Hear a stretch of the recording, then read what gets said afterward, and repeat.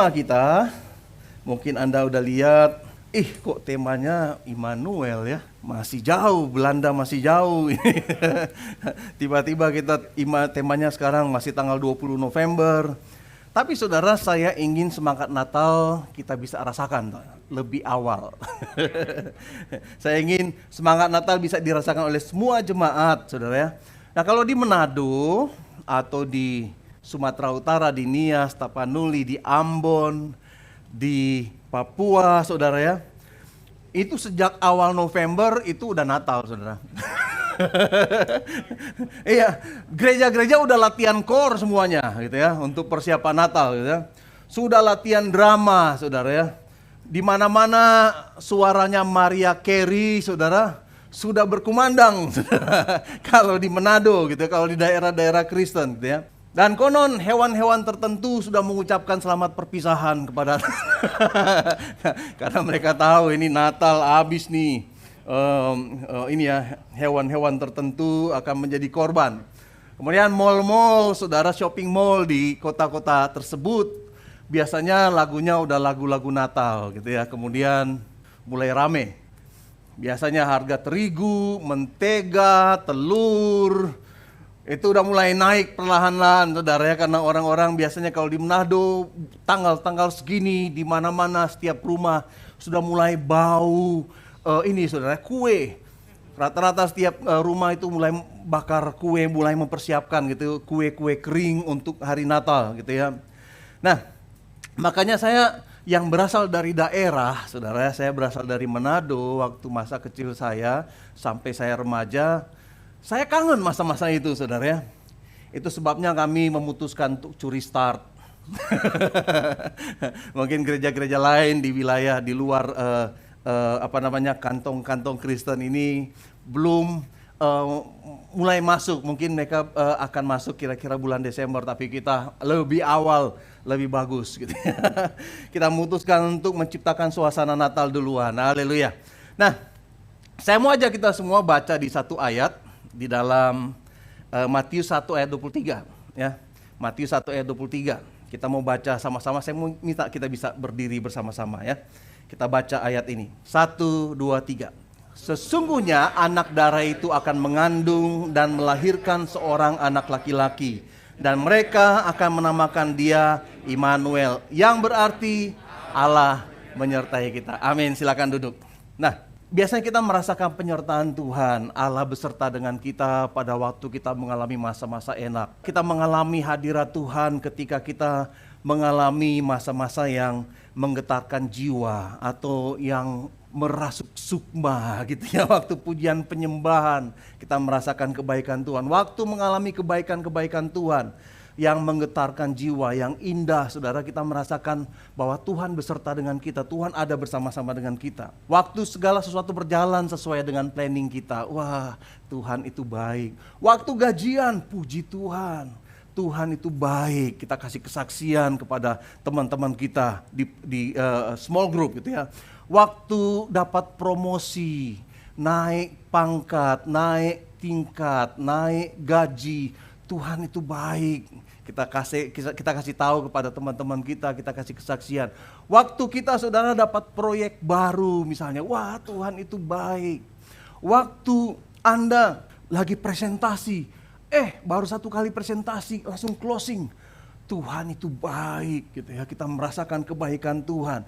Waktu anak kita berprestasi di sekolah, membanggakan, kita kasih kesaksian kepada teman-teman kita, Tuhan itu baik. Waktu kita lagi mancing, kemudian kita doa, aduh Tuhan, sudah 15 menit ini nggak ada yang nyamber. Tiba-tiba cempu. Wah, Tuhan itu baik. Kita merasakan kebaikan-kebaikan Tuhan. Saya nggak tahu sih, tapi diceritakan sama teman-teman yang suka mancing itu betapa bahagianya dan merasakan hadirat Tuhan. Waktu pancing kita disambar oleh ikan gede gitu ya. Kemudian waktu kita, saudara, ibu-ibu lagi jalan-jalan di mall, tiba-tiba baju yang udah diincar beberapa minggu diskon 50%. Tuhan itu baik. Kemudian Anda pasti yang bawa mobil di sini mengalami betapa susahnya cari parkir gitu ya. Mau ke gereja cari parkir, mulai bilang Tuhan, Tuhan tolong Tuhan supaya ada tempat parkir. Ya, berapa banyak di sini yang berdoa di halaman parkir. Kemudian tiba-tiba ada, oh Tuhan itu baik. Kita merasakan kebaikan-kebaikan Tuhan gitu ya. Waktu pulang dari sini gitu ya, tiba-tiba diajak sama beberapa teman-teman kita yang berulang tahun minggu yang kemarin, saudara. Jangan pulang dulu, kita traktir yuk. Wah, Tuhan itu baik. Minggu ngomong-ngomong saudara, minggu ini ada Pastor Jason ulang tahun, kemudian ada Rudy, ada Felix, ada Timotius, ada Bang Jansen gitu ya, ada Hannes Lee, kemudian Hadi gitu ya. Nanti minta mereka untuk traktir pulang dari gereja. Amin. Haleluya. Gampang untuk merasakan hadirat Tuhan pada waktu segala sesuatu berjalan dengan baik. Gampang mengalami bahwa Tuhan ada bersama-sama dengan kita waktu segala sesuatu oke-oke aja, saudara. Tapi sangat sulit pada waktu kita mengalami lembah, saudara. Waktu kita mengalami lembah keputusasaan, waktu kita mengalami frustrasi, waktu kita mengalami lembah kesendirian, lembah kekhawatiran, lembah sakit penyakit, saudara, susah pada saat itu untuk merasakan bahwa Tuhan ada bersama-sama dengan kita. Dalam hidup ini, saudara, terkadang kita mengalami puncak, tapi juga kadang-kadang kita mengalami lembah. Dan kadang-kadang puncak dan lembah itu cuma beda beberapa detik, saudara. Lagi dapat gaji, kemudian dari bagian HRD katakan, Pak, ini adalah gaji terakhir Bapak. Perusahaan kita sedang mengalami pengurangan tenaga kerja karena suasana ekonomi. Wah, saudara, puncak dapat gaji, langsung rendah karena langsung lembah karena pengurangan tenaga kerja, banyak yang dirumahkan gitu ya. Dapat promosi pekerjaan, dapat promosi, naik pangkat, naik gaji. Tapi tiba-tiba hasil medical check up katakan berbeda gitu ya. Pak atau Ibu punya penyakit yang luar biasa parah. Wah, itu puncak dan langsung jadi lembah gitu ya. Dapat pacar baru misalnya. Tiba-tiba ada yang bilang, bro, pacar lu itu punya pacar lain. Di puncak langsung di lembah. Apalagi kalau bilang, bro, pacar lu itu istri orang lain. Wah, lebih gawat lagi. Saudara, bisa terjadi karena kita hidup di dunia yang rapuh.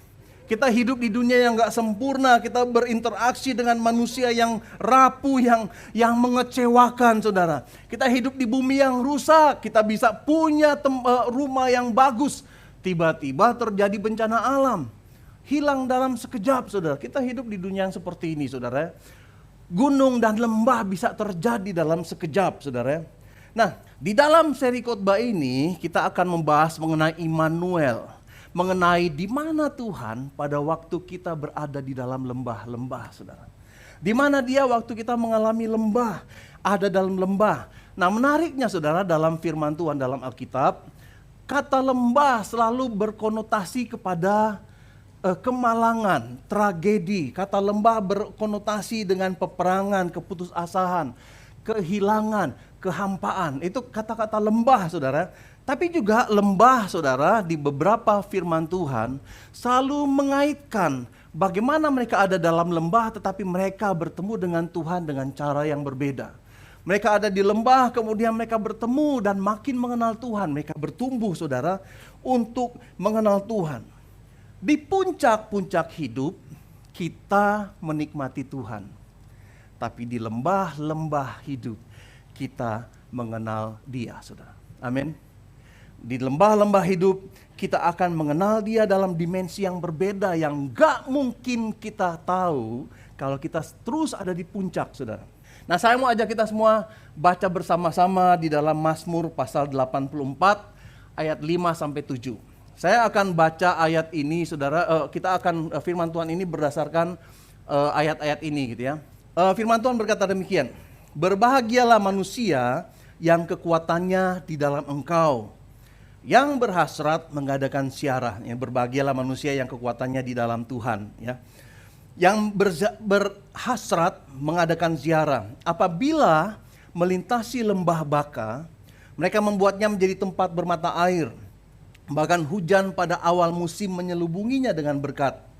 Mereka berjalan makin lama makin kuat, hendak menghadap Allah di Sion. Nah, di situ dikatakan di ayat yang ke-7, ayat yang ke-6, coba tunjukkan ayat yang ke-6. Dikatakan apabila melintasi lembah Baka. Apa ini lembah Baka? Lembah Baka itu saya pikir lembah Baka itu lembah kekal, karena di Manado dulu kalau mobil jenazah disebut mobil alam baka, mobil alam kekal gitu ya. Saya nggak tahu kalau di sini, kalau di Manado seperti ini. Jadi baka saya lihat di kamus bahasa Indonesia artinya kekal. Waktu mereka melintasi alam baka, baka di sini bicara dalam bahasa asli, bahasa Ibrani artinya ratapan, saudara, tangisan. Waktu mereka melewati lembah tangisan, lembah kehilangan, saudara ya. Kalau kita lihat, coba tolong bantu saya lihat di dalam terjemahannya ya. Mazmur 84 ayat yang ke-6 dari firman Allah yang hidup.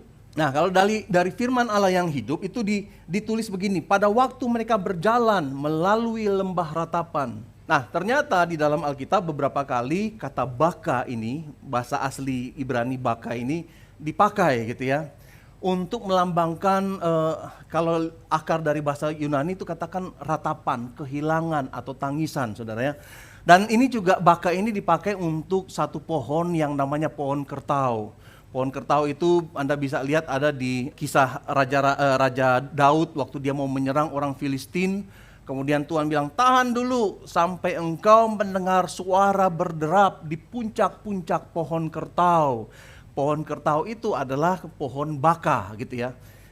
Kata baka ini muncul di situ. Nah, ternyata baka itu adalah satu pohon yang ada di lembah dekat Yeriko, dekat Gilead gitu ya. Kemudian kalau angin lewat, itu daunnya kaku gitu ya. Itu daunnya bisa tepok-tepokan gitu ya. Kemudian kadang-kadang dalam kecepatan tertentu bisa seperti mendengar suara orang menangis. Gitu ya, kalau di lembah-lembah gitu ya.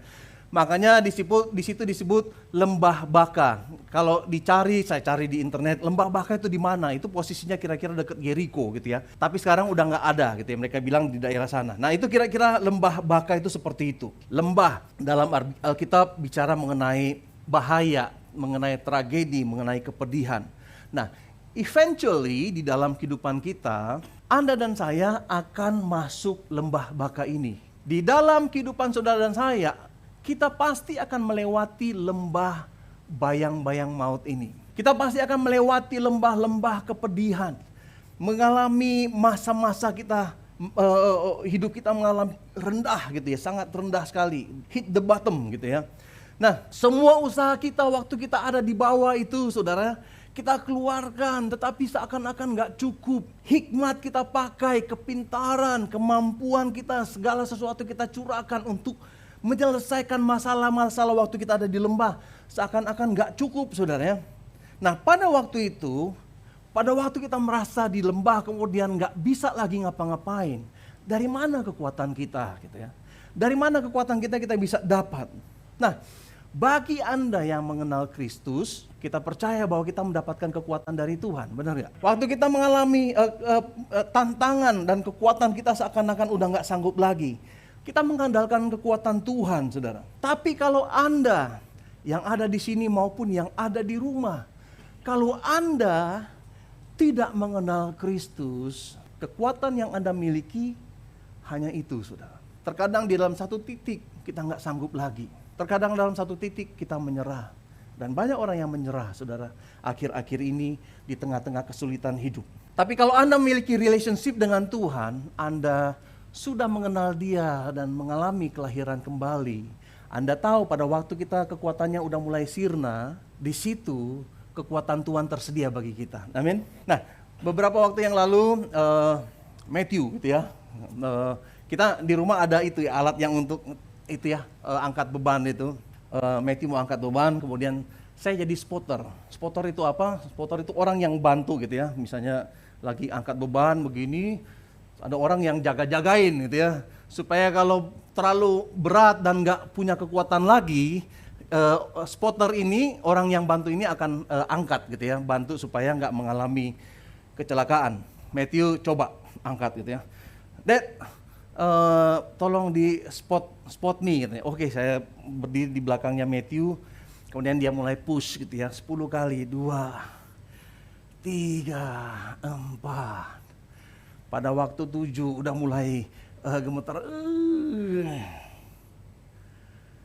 8.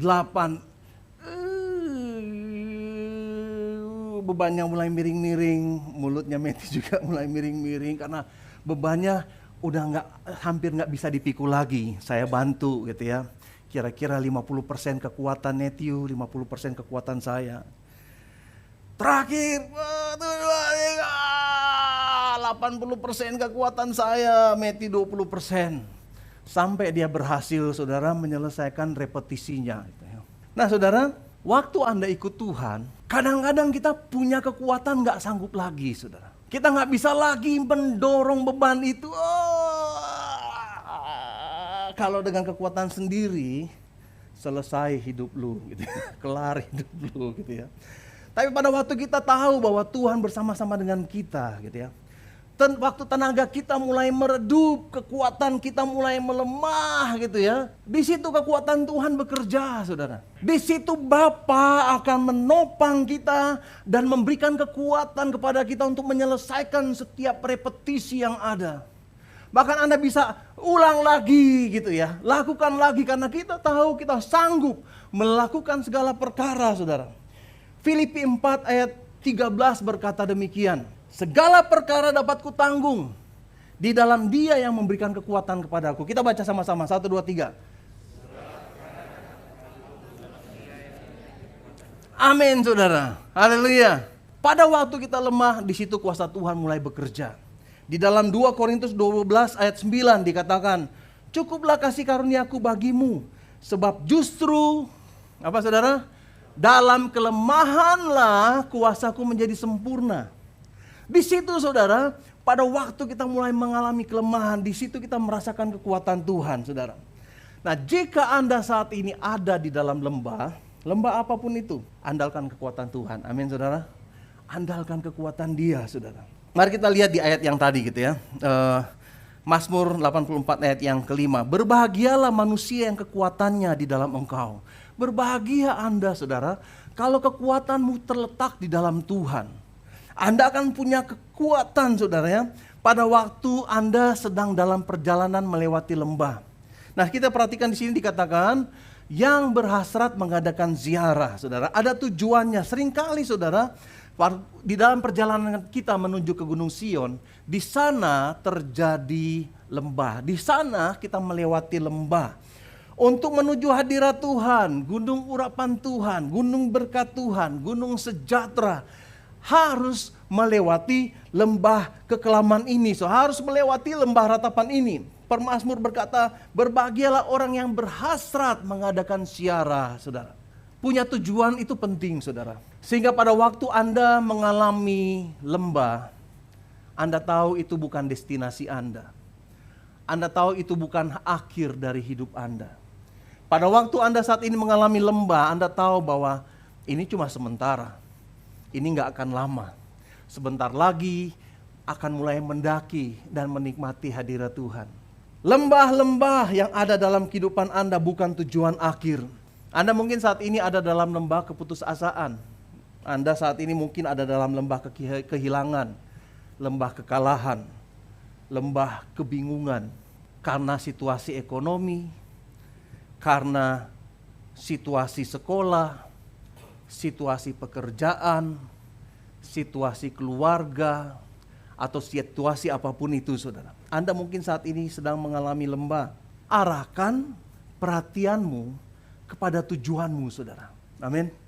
Arahkan perhatianmu kepada Tuhan yang menjadi tujuan, kepada Gunung Sion, kepada Allah yang memberkati. Arahkan tujuanmu kepada Dia.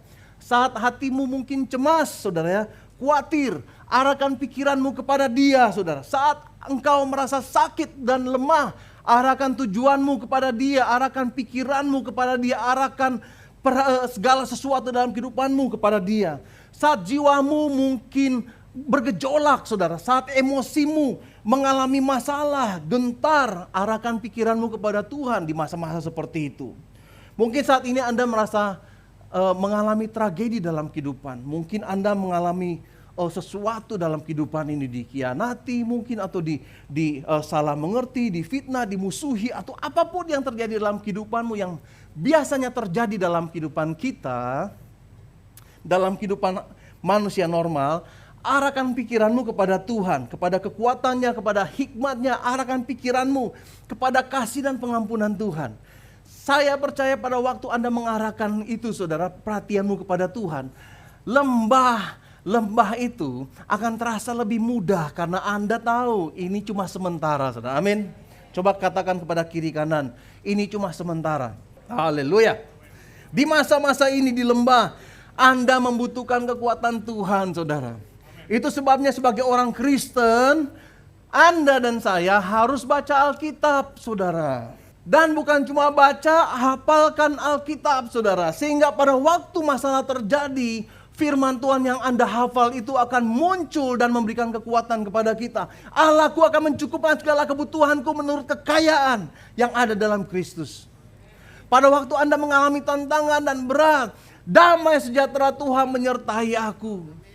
Waktu kita mengalami tantangan, mengalami situasi yang berat, firman Tuhan yang ada dalam diri kita muncul, kemudian kita mengucapkannya, dan kemudian iman bangkit dari diri kita, saudara.